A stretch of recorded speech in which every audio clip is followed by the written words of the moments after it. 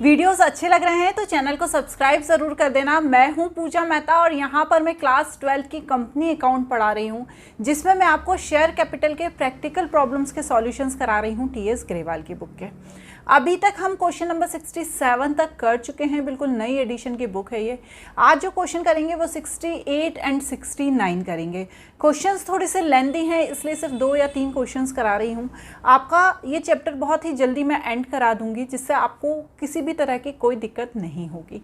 तो चलिए स्क्रीन पर क्वेश्चन को देख लो।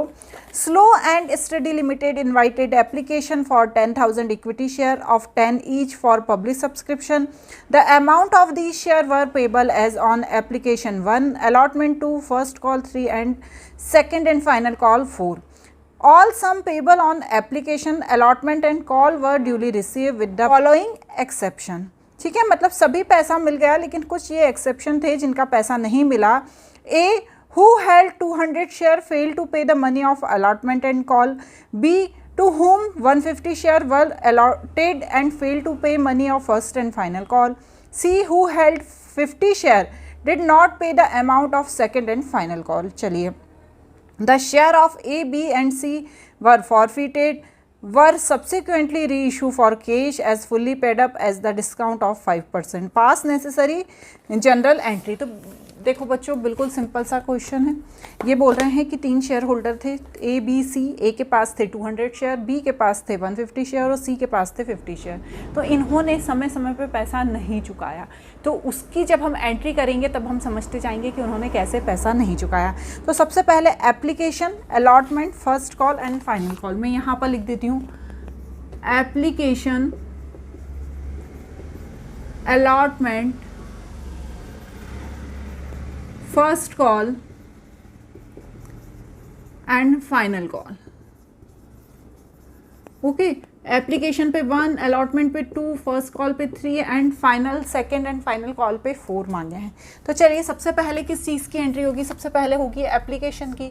तो आप पूरा फॉर्मेट बनाइएगा जनरल का और ऊपर लिखिएगा in the books of slow and study limited, और फिर सारे कॉलम बनाने के बाद bank account debit to share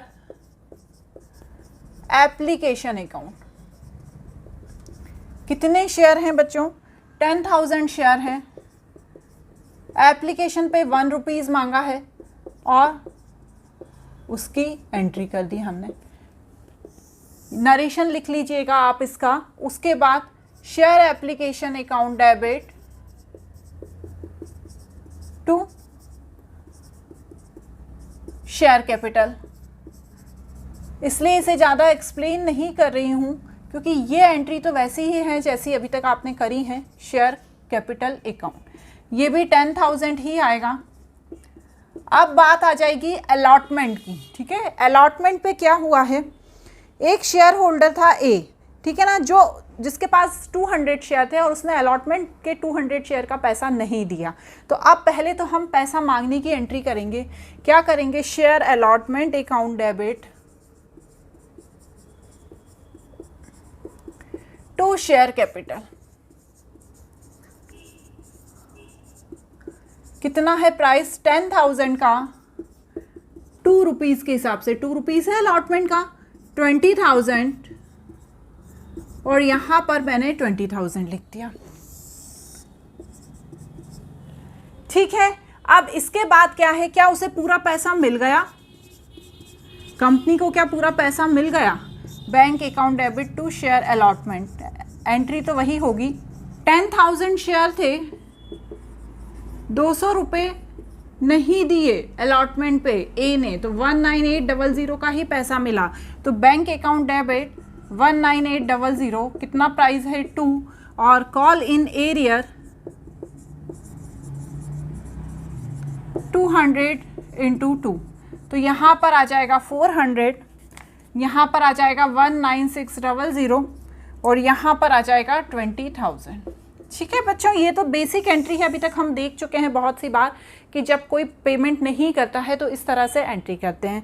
अब फिर आया फर्स्ट कॉल। तो फर्स्ट कॉल के लिए क्या होगी मांगने की entry? Share first call account debit to share capital account.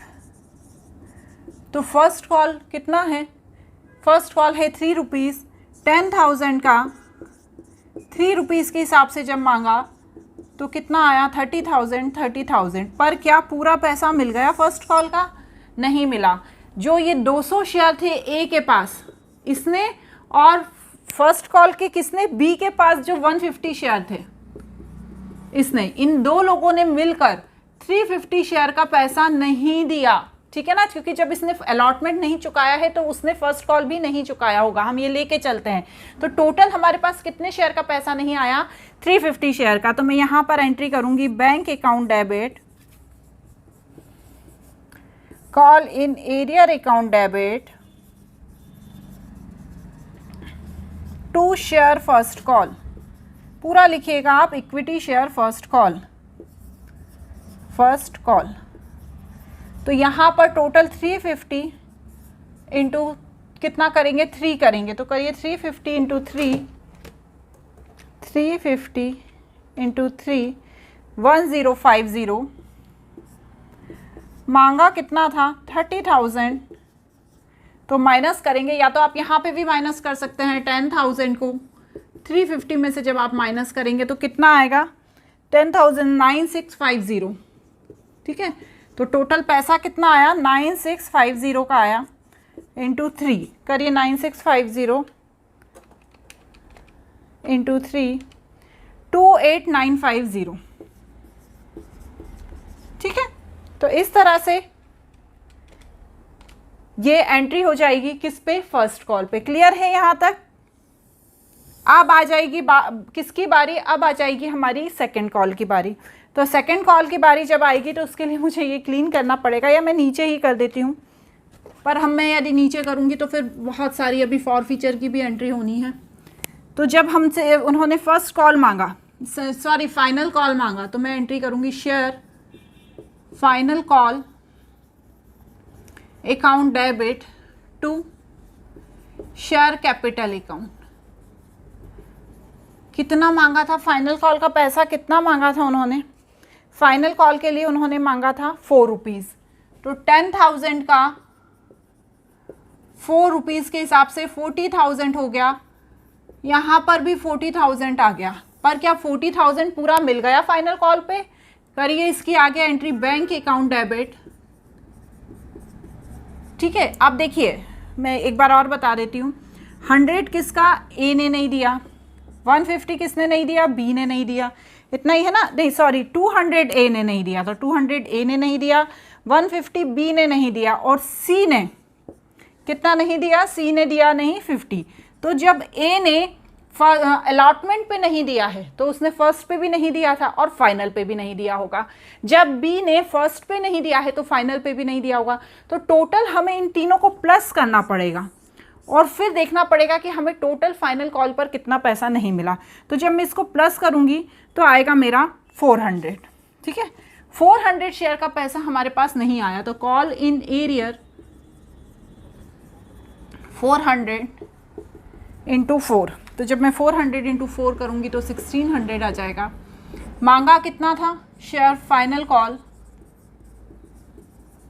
कितना मांगा था 40,000। हम यहाँ पर माइनस करके भी देख सकते हैं, 10,000 में से जब मैं 400 माइनस करूँगी तो 9,600 आएगा। 9,600 का जब मैं 4 में इंटू करूँगी तो करके देखिए, 9,600 है इंटू 4, तो मेरा यहाँ आएगा 38400 और इस तरह से ये एंट्री हो जाएगी। ठीक है, इस तरह से ये एंट्री हो जाएगी। अब यहाँ तक की तो एंट्री आपको समझ में आ गई। अब इसकी नेक्स्ट लाइन क्या दिखी थी, the share of ABC is forfeited. ठीक है, और फिर री इशू कर दिया फुल्ली पेड अप वैल्यू पे, मतलब 10 पर शेयर के हिसाब से जितने थे, 400 थे ना, टोटल कितने हुए 400 थे, इनको क्या कर दिया, री इशू कर दिया 10 पर शेयर के हिसाब से। ठीक है, तो री इशू करने के बाद इस पर डिस्काउंट कितना दिया, इस पर डिस्काउंट दे दिया 5%। तो अब हम क्या करेंगे, पहले तो हम फॉरफिट करने की एंट्री करेंगे। तो फॉरफिट करने की एंट्री क्या होती है, करिए शेयर कैपिटल अकाउंट डेबिट कितना है 400 शेयर 10 के हिसाब से 4000 हुआ। 2 कॉल इन एरियर कितना था, ये पूरा का पूरा कॉल इन एरियर में चला जाएगा। कौन कौन सा 1600, 1050 और 400, ठीक है। तो ये तीनों, क्योंकि इन तीनों का पैसा नहीं मिला है, 1600 प्लस 1050 प्लस 400। तो जब हम इन तीनों को प्लस करेंगे तो करके देखिए आप, 1600 प्लस 1050 प्लस 400, तो यहाँ पर 3050 कहाँ चला गया, कॉल इन एरियर में चला गया। और 2 शेयर फॉरफिटेड, फिर कंपनी ने क्या किया, बचा हुआ जो अमाउंट है कितना 950, वो फॉरफिट कर लिया। क्लियर, ये फॉरफीचर की एंट्री हो गई। अब इसके बाद री इशू की एंट्री होगी, तो bank account debit to share capital account. Simple यहाँ पर दिया ही है कि 5% शेयर पर डिस्काउंट है, तो डिस्काउंट को कैसे लिखते हैं, शेयर फॉरफिटेड अकाउंट। तो मैं जब 4000 पे 5% डिस्काउंट दूंगी तो मेरा आएगा 200, ठीक है। और अमाउंट कितना मांग रहे हैं, 4000 मांग रहे हैं, और बैंक में 3800 आएगा। क्लियर हो गई ये बात। 4000 रुपये के शेयर थे वो फॉरफिट कर लिए गए थे। 4000 के शेयर फॉरफिट करने के बाद उन पे 5% डिस्काउंट दिया गया। मतलब जो 5% डिस्काउंट है वो कंपनी के लिए एक तरह से कंपनी के पास ही आ रहा है ना, वो तो कंपनी के पास आ रहा है, तो उसे हम पहले भी करते थे तो डिस्काउंट मान के चलते थे इस वाले अमाउंट को, तो ये डिस्काउंट ही है। यहाँ तो क्लियर लैंग्वेज में दिया हुआ है कि ये डिस्काउंट है, ठीक है। तो इसे 200 लिख लिया। अब देखेंगे कैपिटल रिजर्व, तो क्या होती है कैपिटल रिजर्व की, share forfeiture account debit to क्या आएगा, कैपिटल रिजर्व।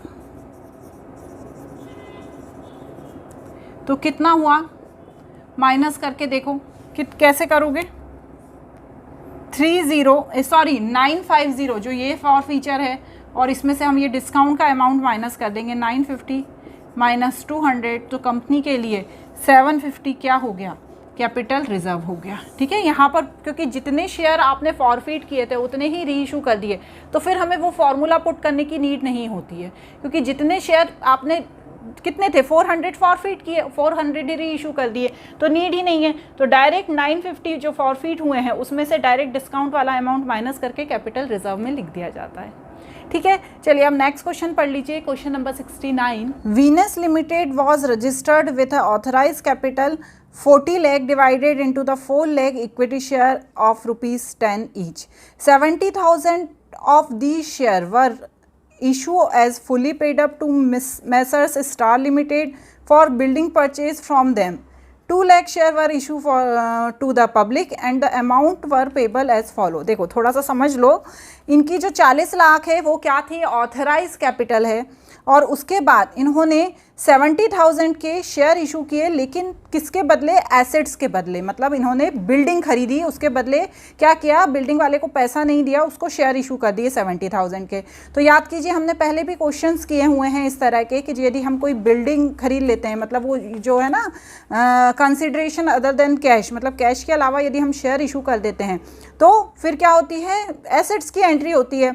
अब 2 लाख शेयर इन्होंने पब्लिक के लिए इशू किए, जिसमें एप्लीकेशन पर 3, अलॉटमेंट पे 2, फर्स्ट कॉल पे 2 और फाइनल कॉल पे 3 पर शेयर मांगा, ठीक है। अब इन्हें जो पहला टोटल अमाउंट कितना है, देखिए टोटल इन्होंने 2 लाख शेयर इशू किए हैं, 1 लाख पे इन्हें पूरा अमाउंट मिल गया, 60,000 पे 7 पर शेयर मिला, 30,000 पे 5 पर शेयर मिला और 10,000 पे 3 पर शेयर मिला। The directors forfeited 10,000 share which only 3 per share were received. These share were reissue in 12 per share fully paid, pass necessary journal entry of above transaction. देखिए क्वेश्चन को थोड़ा सा ट्रिकी बनाने की कोशिश की है इन्होंने। सबसे पहले किस चीज़ का है amount, application, allotment, first and final, ठीक है। अब है ना इस तरह से 4 कॉल मांगी गई है।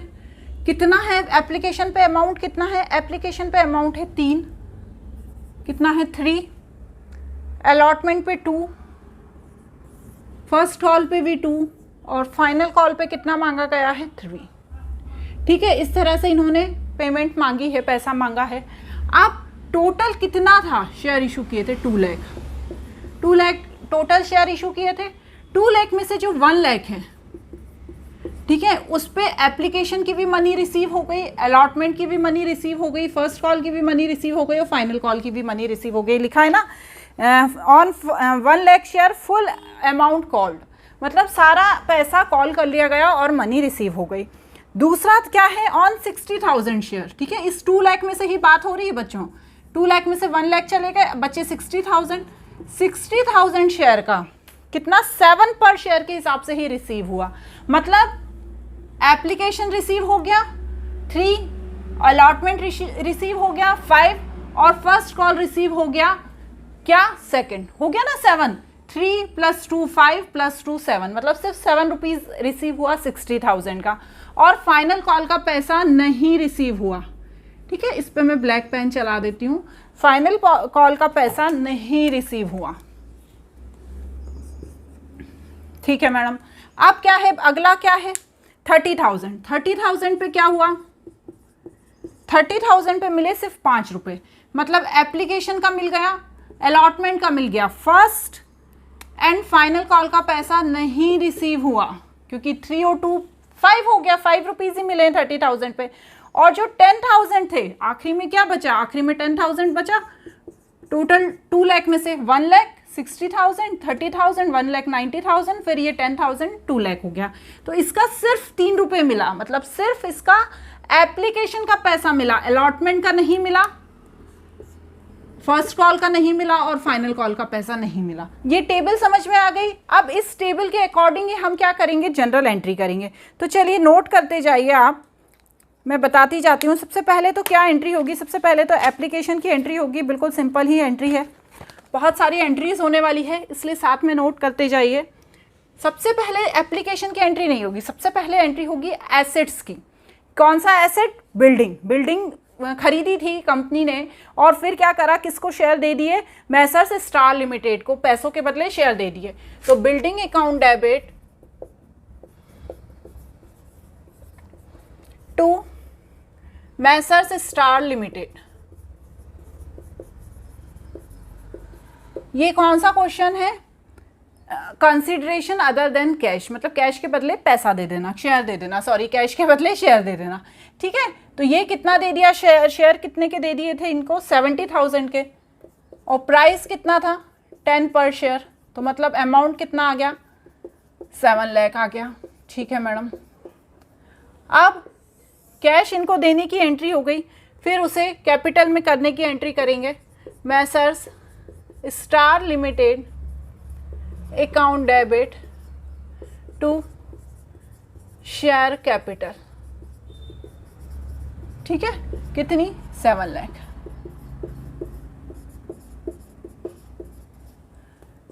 ये एंट्री समझ में आ गई? बेसिक एंट्री, कुछ भी ऐसा नहीं है इसमें जो नया है। अब होगी शेयर एप्लीकेशन की एंट्री। तो bank account debit to share application account. तो कितने शेयर हैं? 2 लाख शेयर हैं, प्राइस कितना है? 3 है, तो यहां पर अमाउंट आ जाएगा 6 लाख। ठीक है, अब नेक्स्ट एंट्री क्या होगी? Share application account debit to share capital account. यहाँ पर भी पूरा पैसा चारों जगह से प्राप्त हो गया, चारों जगह से पूरा पैसा मिल गया, रिसीव हो गया पूरे 2 लाख का, तो हम पूरा वैसा की वैसी एंट्री कर देंगे 6 लाख। क्लियर हो गया? यहाँ तक का तो बेसिक है, जैसा अभी तक किया है वैसा ही है। ऐसा बार बार इसलिए बोलती हूँ क्योंकि नई चीज़ होती है तो मैं अच्छे से एक्सप्लेन करती हूँ, पुरानी चीज़ों को थोड़ा सा कम एक्सप्लेन करती हूँ क्योंकि आप पढ़ ही रहे हैं। ठीक है, ऐसा तो नहीं है कि डायरेक्ट 69th क्वेश्चन करने आ गए हैं, फर्स्ट सेकंड थर्ड क्वेश्चन नहीं किए हैं आपने, पहले के भी तो क्वेश्चंस किए ही होंगे ना, फिर उसके बाद जब 68 तक पहुँचे होंगे फिर 69th कर रहे हैं, तो इसलिए ये बेसिक एंट्रीज़ के बारे में मैं ज़्यादा डिटेल में नहीं बताती हूँ। ठीक है, अब share allotment account debit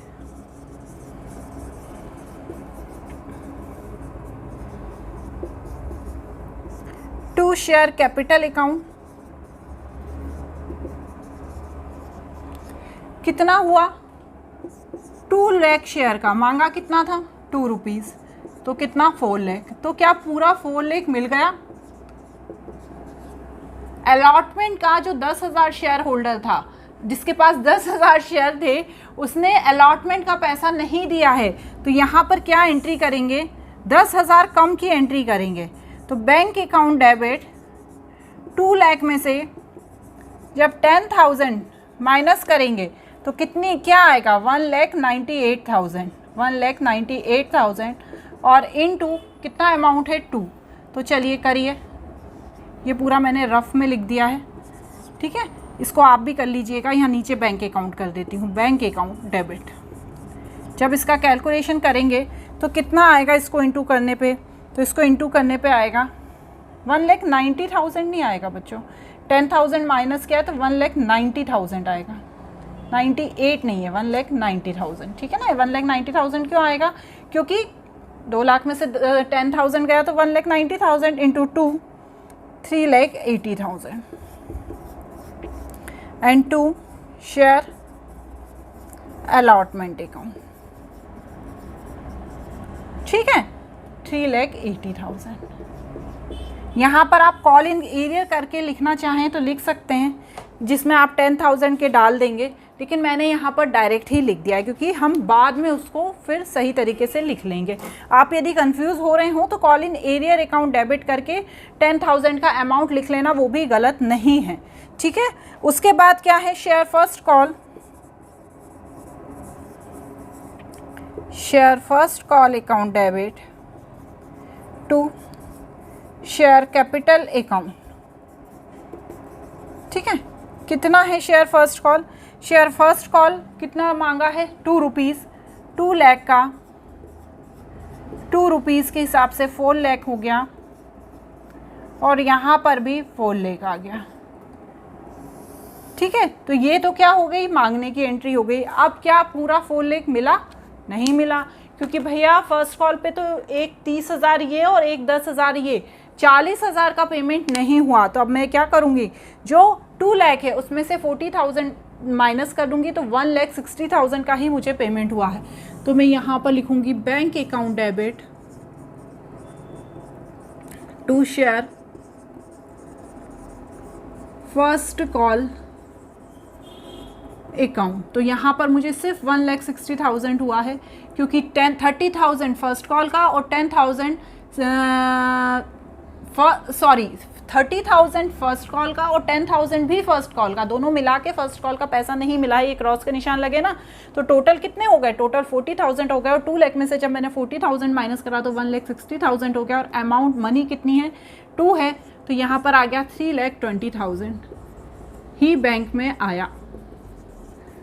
clear हो गई बात। अब आ जाएंगे हम सेकंड कॉल की तरफ, सेकंड या फाइनल कॉल। तो फाइनल कॉल की क्या एंट्री है, share final call account debit to share capital account, ठीक है। तो फाइनल कॉल पे इन लोगों ने कितना मांगा, बताइए आप, मांगा कितना है और मिला कितना है, दोनों अलग अलग चीज़ है। फाइनल कॉल पे इन्होंने मांगे हैं 3 रुपये, देखिए, तो 2 लाख का 3 रुपीज़ के हिसाब से 6 लाख मांगा है,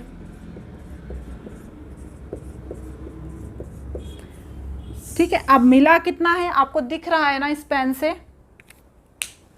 थोड़ा सा पेन सही नहीं चल रहे हैं आज। Bank account debit to share final call, ठीक है। तो आप कितना नहीं मिला है, 60,000 नहीं मिला फाइनल कॉल पे, 30,000 भी नहीं मिला फाइनल कॉल पे, और 10,000 भी नहीं मिला फाइनल कॉल पे।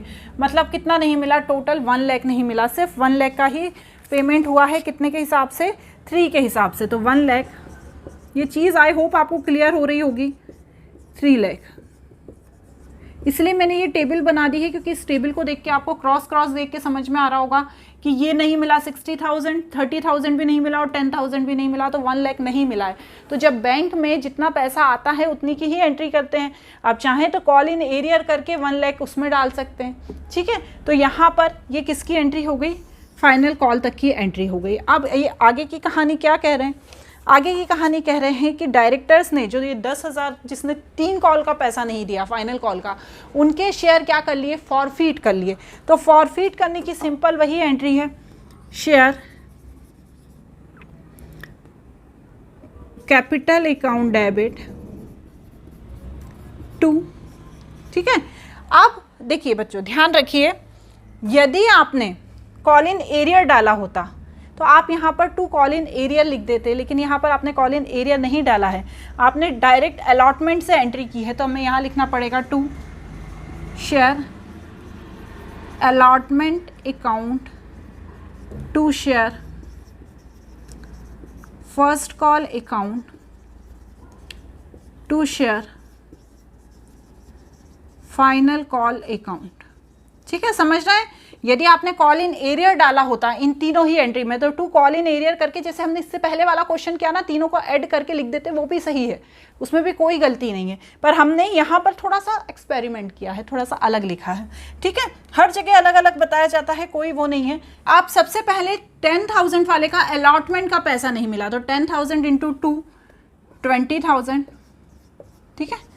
थोड़ा सा हो सकता है आपको ये टिपिकल मेथड लगे, पुरानी वाली मेथड ज़्यादा अच्छी है। 10,000 इंटू 2 20,000, फिर 10,000 इंटू 2 20,000, फिर 10,000 इंटू 3 30,000, ठीक है।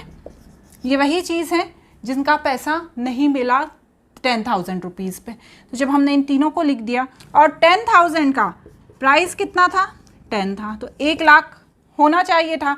इतना पैसा उसने दिया नहीं, तो कंपनी ने क्या किया, जो उसका एप्लीकेशन का पैसा था उसने दे दिए थे 3 रुपीज़, तो उसे क्या किया, फॉरफीट कर लिया टू फॉरफीचर अकाउंट, क्योंकि सिर्फ उसने एप्लीकेशन का ही पैसा दिया है 3 रुपीज़, बाकी किसी का पैसा नहीं दिया।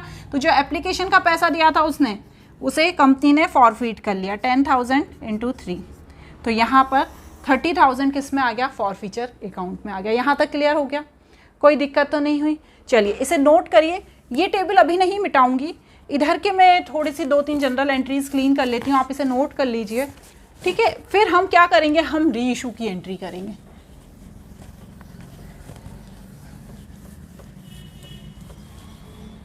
चलिए तो अब हम री इशू की एंट्री करेंगे। क्या होती है, bank account debit, bank account debit to share capital account. अब आप बताइए उन्होंने री इशू कैसे किया है। कंपनी ने क्या किया है, 12 रुपये में री इशू कर दिया है। प्राइस कितना था, प्राइस था 10 रुपीज़, लेकिन कंपनी ने 12 रुपीज़ में री इशू कर दिया। तो यहाँ पर हमें साफ साफ समझ में आ रहा है कि कितने शेयर हैं, 10,000 शेयर हैं और प्राइस था 10, तो होना कितना था, 1 लाख। लेकिन कंपनी ने क्या किया, 1,20,000 में री इशू कर दिया, 1 लाख का 12 पर शेयर के हिसाब से। तो ये तो भैया ज़्यादा में कर दिया, तो मैं सिक्योरिटी प्रीमियम में डाल दूंगी ज़्यादा अमाउंट, कितना, 20,000। तो यहाँ पर तो बहुत अच्छी सी कहानी है, सिंपल सी। जितना अमाउंट है फॉर फीचर में पूरा का पूरा कहाँ चला जाएगा, कैपिटल रिजर्व में चला जाएगा, क्योंकि यहाँ पे तो आपने प्रीमियम पर इशू किया है। तो यहाँ पर लिखेंगे share forfeiture account debit to capital reserve, कितना, पूरा का पूरा 30,000, क्योंकि जब यहाँ प्रीमियम आ जाता है तो पूरा अमाउंट कैपिटल रिजर्व में चला जाता है। फिर किसी तरह का ना डिस्काउंट का टेंशन रहता है, ना कोई फॉर्मूला का टेंशन होता है। आज हमने 2 क्वेश्चन करे, अगले क्वेश्चंस अगले वीडियो में। Bye bye.